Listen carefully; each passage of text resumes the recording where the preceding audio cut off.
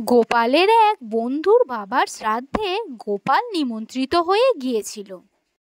সেখানে গিয়ে কিছু একটা তো বলতে হতো, তাই গোপাল বলল, ভাই, তোমার বাবার মৃত্যু কিভাবে হয়েছিল?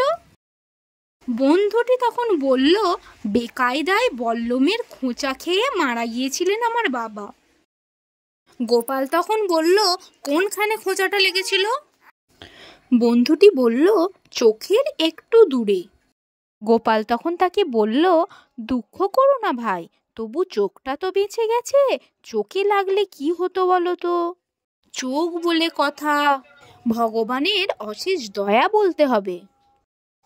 হ্যালো বন্ধুরা, কেমন লাগলো আজকের এই গল্পটি ভালো লেগে থাকলে একটা লাইক করে দেবে, আর হ্যাঁ, প্লিজ চ্যানেলটিকে একটা সাবস্ক্রাইব করে দিও। আবার আসছি নতুন এক মজাদার ভিডিও নিয়ে। আজকের মতো এই পর্যন্তই, টাটা।